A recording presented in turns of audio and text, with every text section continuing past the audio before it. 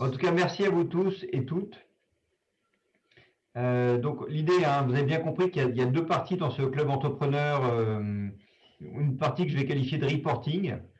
On va vous rendre des comptes sur les premiers investissements qu'on a fait et les premiers reporting que d'ailleurs vous avez dû recevoir, qui va durer jusqu'à, tu m'arrêtes si j'ai des bêtises, Paul Edouard, mais c'est 17h45, c'est ça?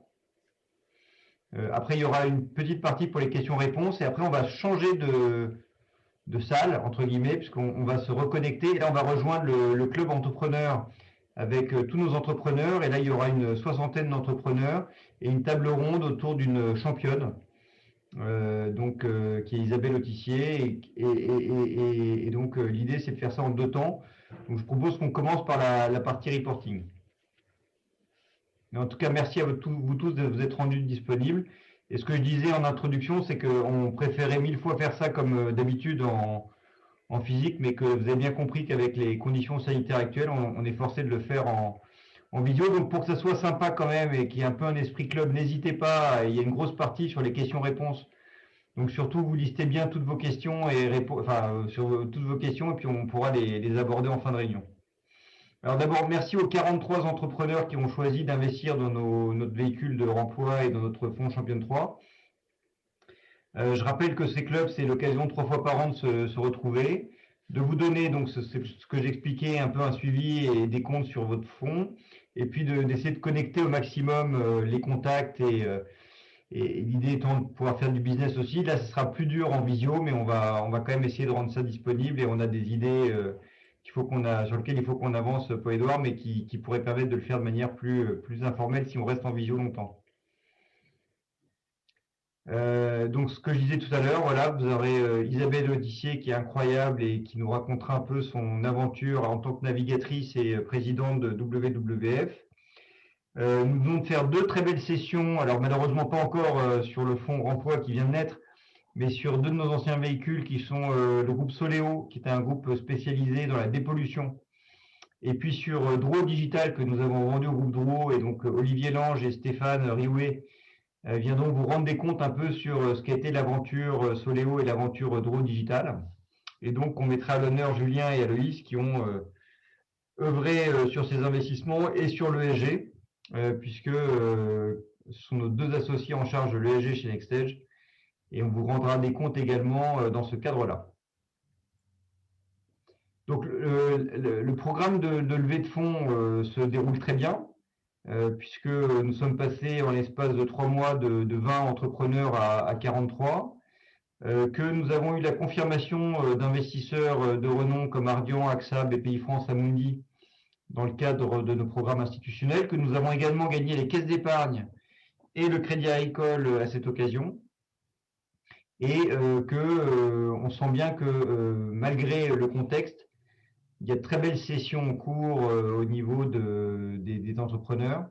Et on voit bien que ces solutions de remploi commencent vraiment à séduire de plus en plus, et c'est une bonne chose, nos entrepreneurs et leurs conseils, et qu'on a un appel entrant croissant sur ce type de solution. Alors là, je vais passer la parole à Julien.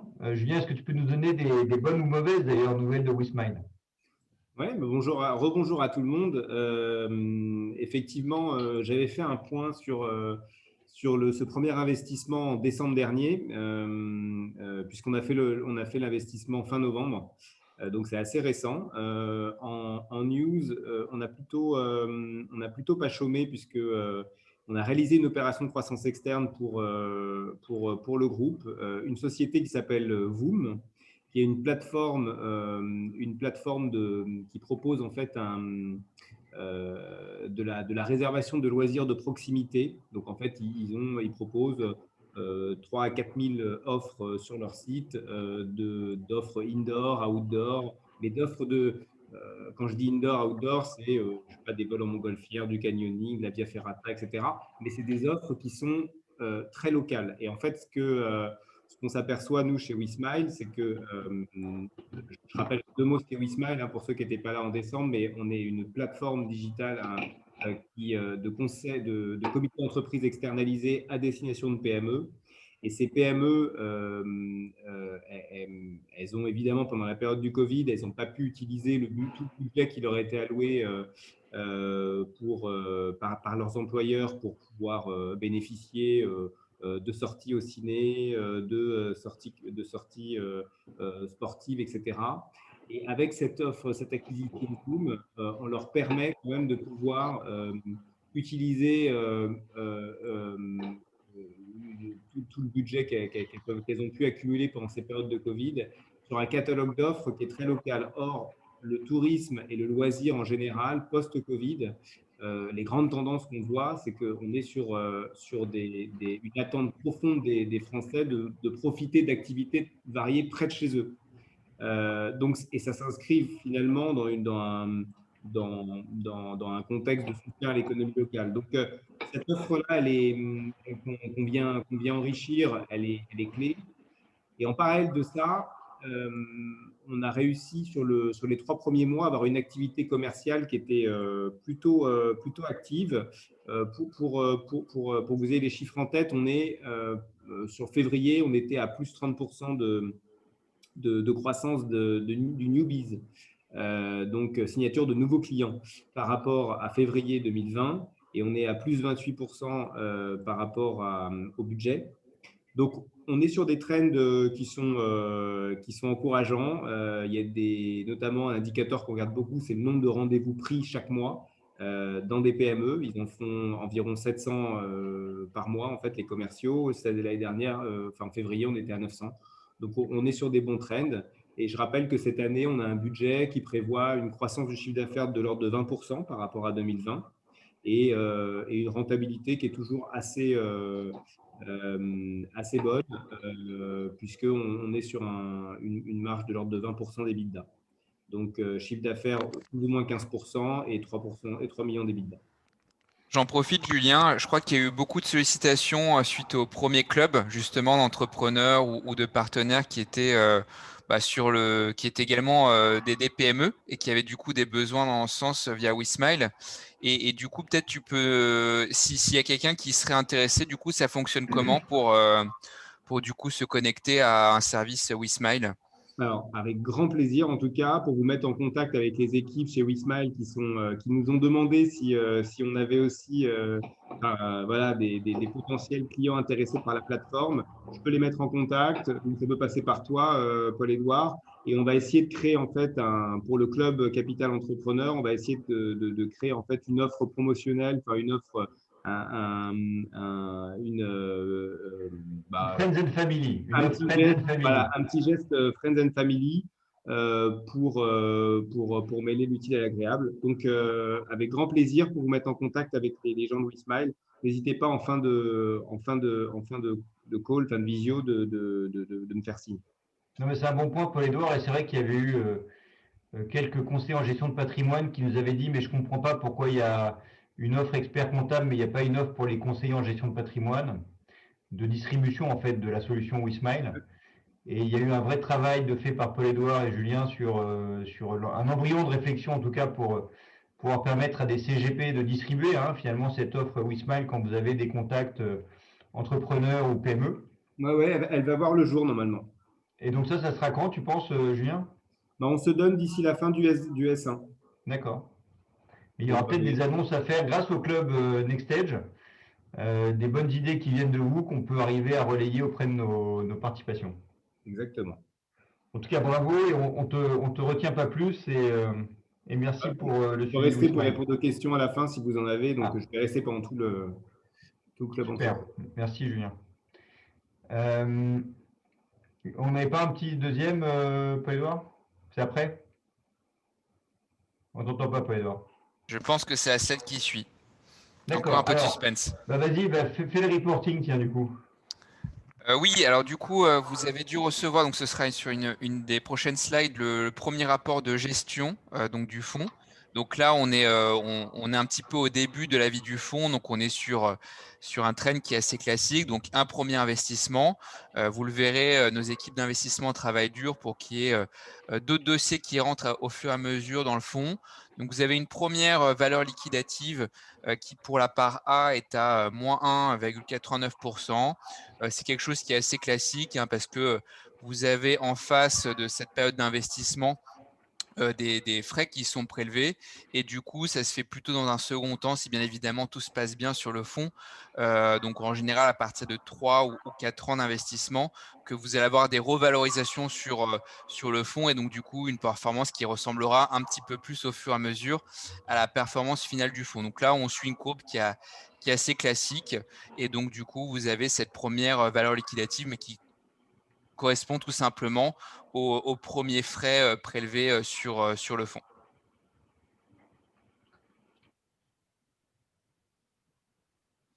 Alors, peut-être pour poursuivre, donc du coup, il y a le premier rapport de gestion qui est très complet, qui reprend tous les normes comptables, qui est suivi par notre commissaire aux comptes KPMG. Donc, c'est assez complet. Donc, si vous avez des questions, en tout cas, n'hésitez pas, nous sommes là pour ça. On vous a également transmis les encours au 31 décembre, donc la situation.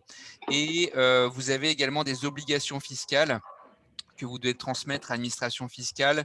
Donc, le fait que vous avez investi dans ce fonds avec les montants que vous avez investis, le nom du fonds, l'adresse également du gestionnaire du fonds. Donc, pour vous aider dans vos obligations fiscales, on vous a transmis cette attestation. Et donc, en fait, il faut tout simplement transmettre toutes les informations qui sont présentes dans cette attestation fiscale. Et ça, vous devrez le faire uniquement l'année qui suit la souscription, donc en 2021 sur les souscriptions 2020. Et après, vous avez une obligation chaque année de retransmettre le bulletin de souscription. Et la dernière obligation fiscale, ce sera au bout des 5 ans. On vous émettra une dernière attestation qui justifiera le fait que nous avons réalisé le fameux ratio de 75% d'investissement dans des PME en augmentation de capital ou en prise de contrôle. Donc ça, ce sera après 5 ans. Donc, du coup, vous avez ces documents qui vous ont été transmis. Les équipes et vos conseillers, bien évidemment, sont à vos dispositions sur ces documents. Et autre point qui est important pour ceux qui ont souscrit en 2020, on avait un fonctionnement par closing. Donc, il y en avait un qui avait eu lieu au mois de juillet et un fin décembre. Là, pour que ce soit un petit peu simplifié sur l'année 2021 et pour faciliter les réinvestissements, ça se fera au fil de l'eau sur l'année 2021. Donc, si vous avez des sujets de réinvestissement dans le cadre de votre emploi, vous ne serez pas obligé d'attendre les closings. Vous pourrez le faire au fil de l'eau. Et sachant que la date limite qu'on se fixe, c'est le 25 novembre 2021 sur les souscriptions ou si nous avons atteint 40 millions d'euros sur ce fonds. Donc, on essaiera de prévenir les conseillers en amont pour que vous ne soyez pas surpris qu'on dépasse cette barre trop rapidement.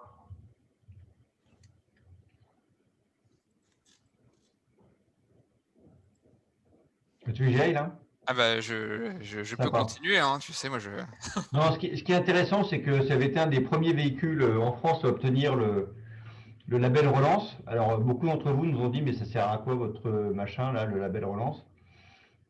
Et en fait, ce qui est intéressant, c'est qu'en termes de reporting et en termes de suivi ESG de nos participations, ça va exiger de notre part, et c'est pour ça que je suis très content que Julien soit sur ce call, un suivi renforcé des mesures. Et donc, vous aurez des métriques, que ce soit sur les aspects environnementaux, sociétaux, de gouvernance, qu'on va vous fournir. Alors bon, pour certains d'entre vous, ça n'a pas d'intérêt, mais pour la plupart d'entre vous, on s'aperçoit que c'est un élément important de motivation à investir dans des fonds d'investissement.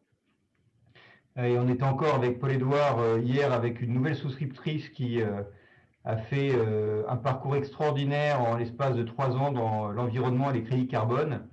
Et c'est vrai qu'on sent bien une fibre environnementale qui se développe chez nos clients et je trouve que c'est rafraîchissant et c'est important et ça nous donne envie de trouver des belles opportunités dans ce domaine.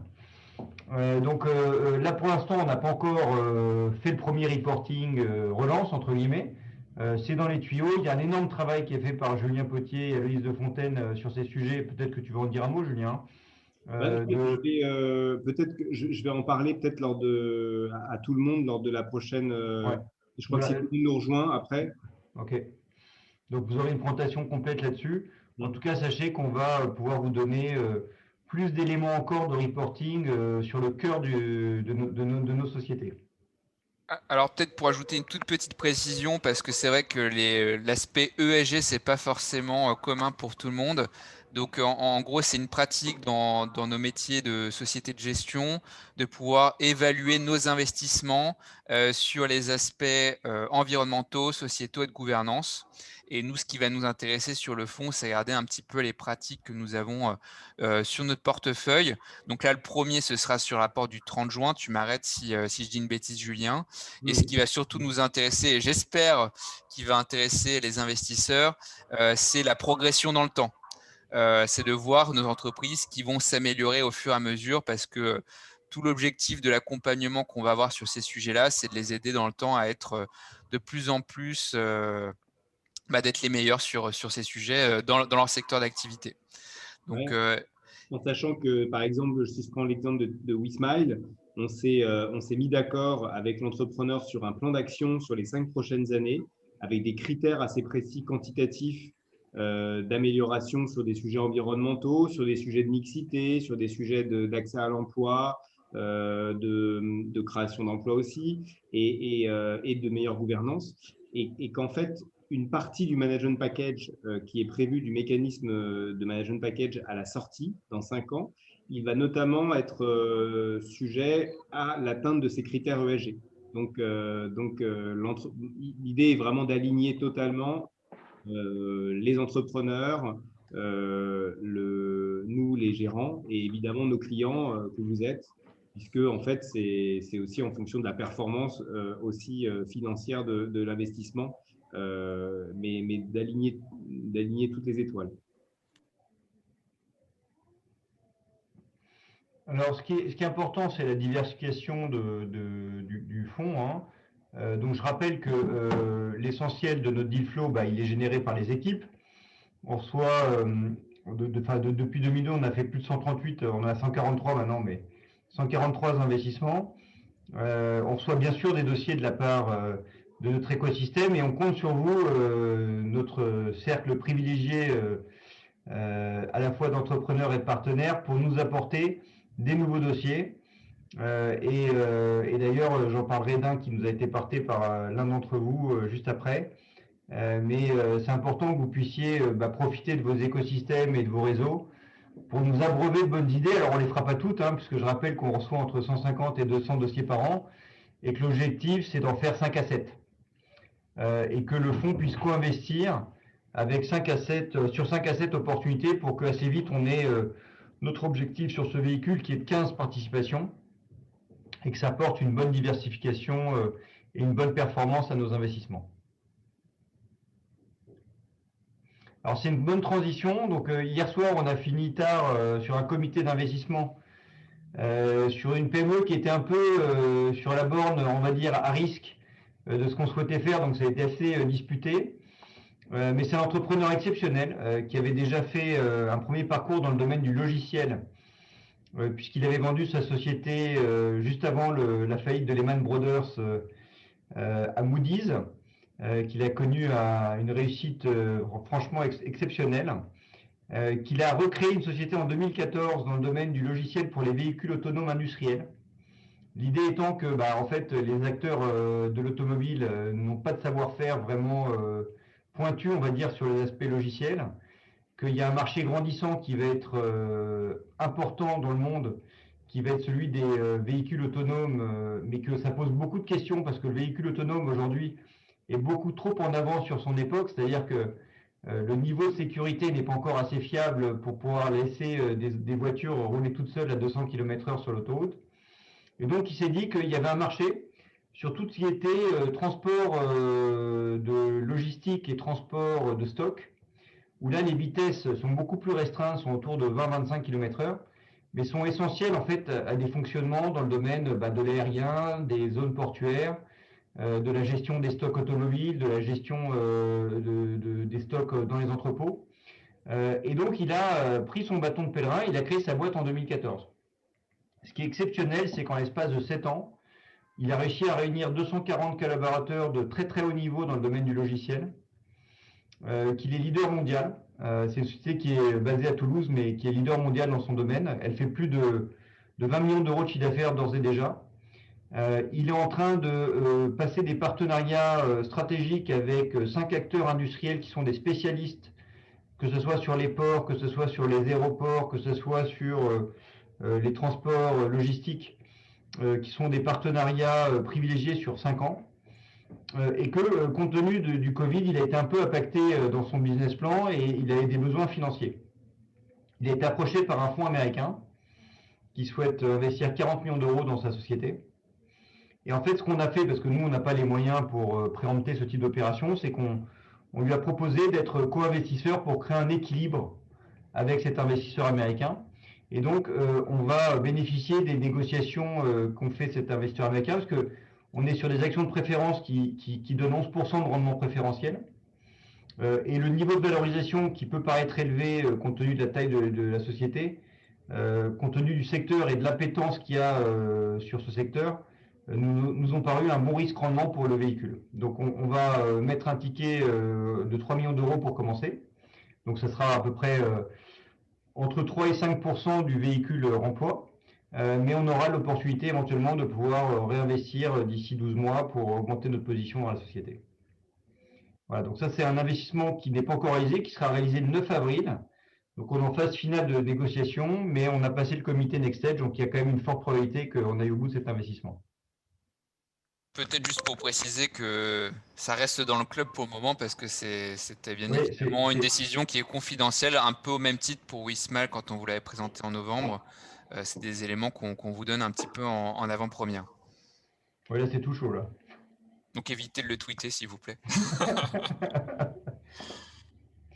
Voilà, donc là l'idée maintenant c'était de pouvoir répondre à vos questions et qu'on puisse échanger librement avant de rejoindre Isabelle Autissier et nos entrepreneurs de Soléo et de Drouot Digital.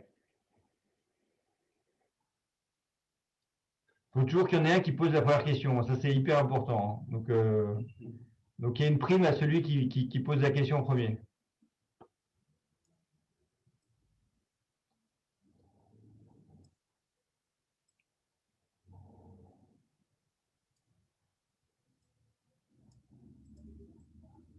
Henri Cosanet, bonjour à tous. Je vais peut-être me lancer du coup. Ah ben voilà, il en faut un.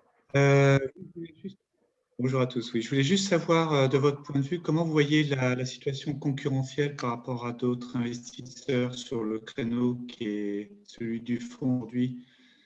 Quelle est la situation de votre point de vue? Vous n'êtes pas trop soumis à de la concurrence?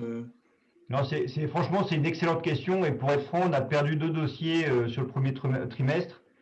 Et Julien s'est arraché quelques cheveux sur un très beau dossier logiciel assurantiel qui nous a été shippé par un acteur industriel qui a préempté l'opération en payant plus de 35%, je crois, Julien, par rapport à ce qu'on avait offert. Donc, la réponse est, sur tous les deals intermédiaires, c'est la guerre. C'est la guerre, c'est-à-dire qu'il y a plus d'argent que de bonnes opérations. Pourquoi? Parce que d'abord, il y a des fonds qui n'ont pas assez déployé sur l'année 2020 et qui sont un peu acculés, entre guillemets, par la durée de vie de leurs fonds et qui ont besoin de déployer. Deuxièmement, c'est que finalement, les sociétés qui ont passé la crise du Covid positivement, elles ne sont pas si nombreuses. Et donc, il y a une concentration entre guillemets, des bons dossiers. Et donc, franchement, on a, et c'est pas faute d'avoir travaillé, parce que je peux vous dire que ça a été extrêmement intense. On a tout donné, mais on n'a pas gagné ces 2 opérations. Donc, ça nous rappelle des souvenirs qu'on a vécus dans d'autres époques. Et la clé, en fait, c'est ce qui était écrit un peu au début de la présentation, c'est les deals propriétaires. Alors, les deals propriétaires, c'est quoi? C'est des deals là où il faut se remonter les manches. Il ne faut plus aller à l'avenue de Messine, là, il faut aller sur le terrain. Il faut parler à des gens, conseiller des entrepreneurs. Là, j'ai vu par exemple ce week-end un entrepreneur que je suis depuis 15 ans, en lui donnant des conseils gentiment, et il est venu me voir enfin après 15 ans pour me dire Jean-David, j'ai envie de faire une opération avec toi. Donc c'est des deals qu'on a entre guillemets chouchoutés, cajolés et qui ne vont pas aller sur le marché. Alors c'est facile à dire, c'est plus difficile à faire, mais c'est je crois un des savoir-faire de NextGen que d'aller chercher un peu ces deals en dehors de l'avenue de Messine ou d'autres avenues bien bataillées à Paris. Et ce qui est clair, c'est aussi pour ça qu'on a créé ce club entrepreneur, c'est que nous on compte aussi sur vous pour nous sourcer des idées un peu originales. On est prêt à prendre des risques calculés avec des gens bien. C'est le cas de la société dont je parlais dans ce domaine du véhicule autonome qui peut faire peur, mais qui est aussi assez intéressant sur plein d'aspects, et surtout quand on a la chance d'avoir une équipe de ce talent et de ce niveau-là.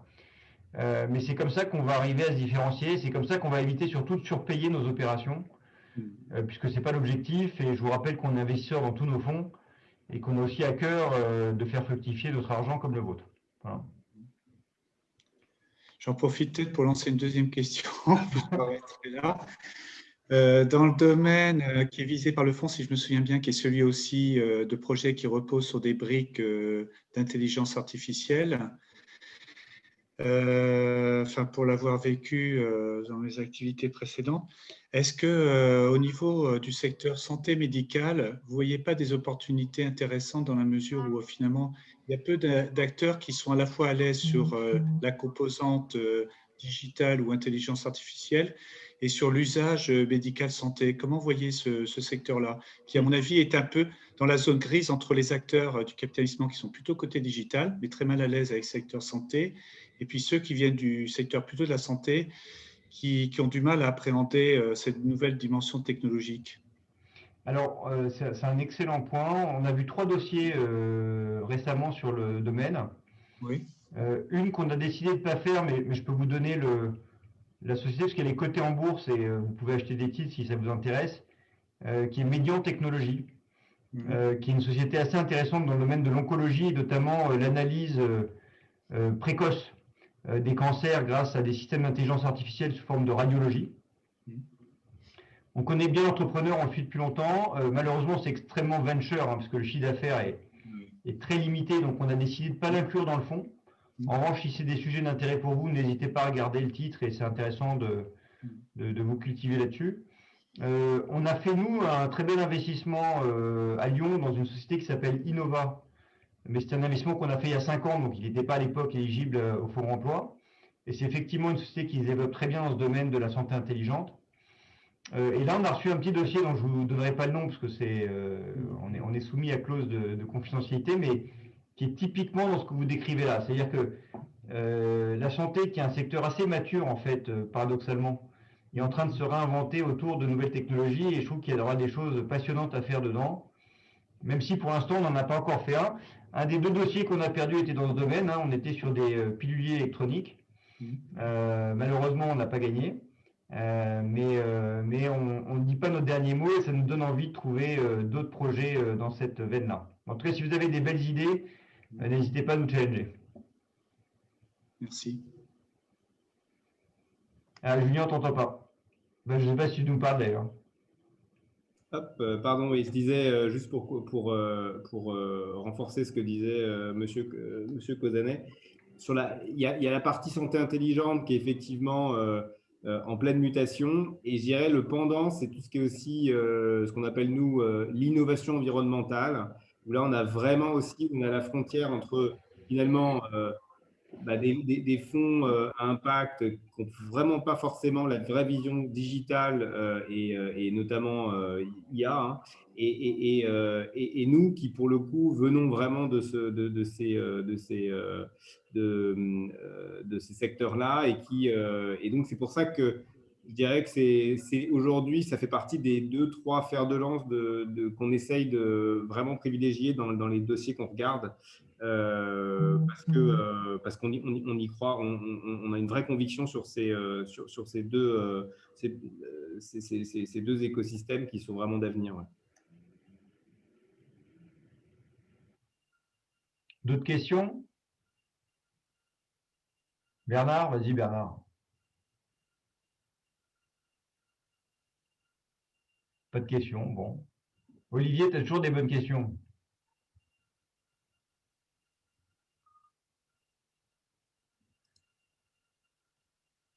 pas facile, hein, c'est pas facile le club en visio. Hein. Il va falloir que. Non, mais voilà, pardon, j'étais. Ah bah si en plus tu es en mute et que tu n'appuies pas sur le bouton, ouais.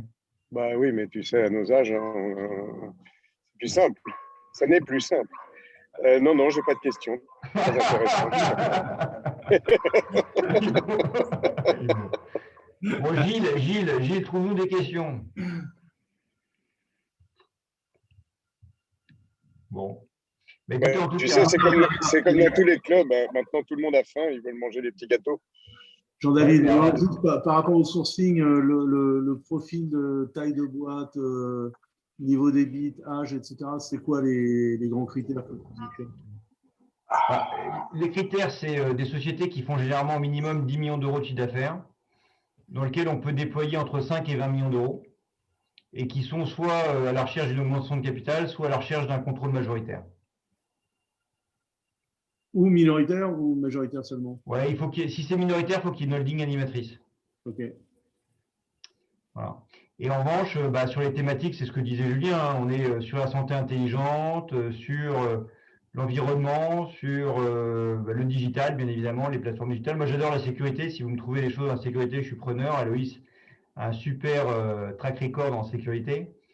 Après, ce qu'on cherche aussi, c'est des entrepreneurs sympas qui n'ont pas encore pris un melon trop disproportionné, qui ont encore faim et qu'on peut aider à grandir. Donc, c'est là-dessus que vous pouvez nous aider. Tiens. Et on a fait quand même des partenariats sympas avec certains membres du club où ils ont pu mettre un ticket avec nous parce que c'est un dossier qu'ils avaient sourcé.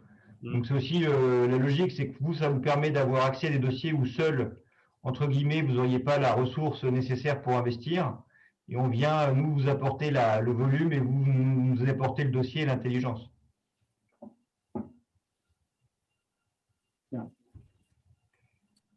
Voilà. Super. Bah, écoutez, en tout cas, s'il n'y a pas d'autres questions, alors, on va rejoindre le club. Le club. Paul-Édouard, tu nous expliques comment il faut faire? Oui, alors il y a un lien qui va être partagé dans la partie discussion. Donc, il y a un lien Zoom qui va arriver d'ici quelques secondes. Ouais, il vient d'arriver. Donc, c'est fait. Donc, il suffira de cliquer sur ce lien et du coup, ça vous donnera accès à la prochaine réunion. Génial. Ben, merci à vous tous. Et oui, et je veux bien vous donner, j'en profite pour faire ma pub, mais mon adresse email pour tous ceux qui sont intéressés par WeSmile. Alors, je m'appelle Julien Potier, donc c'est facile, c'est mes initiales, jp@nextedge.com. Je serai très heureux de répondre à toutes vos questions et de vous mettre en relation avec les gens chez WeSmile qui s'occuperont très bien de vous. Ben, merci à vous tous et à tout de suite sur la salle 2. À tout de suite. On laisse peut-être cette fenêtre ouverte pour laisser les personnes se connecter sur le prochain lien. Merci, à bientôt. À très bientôt. Merci beaucoup. Au revoir. Au revoir. Merci.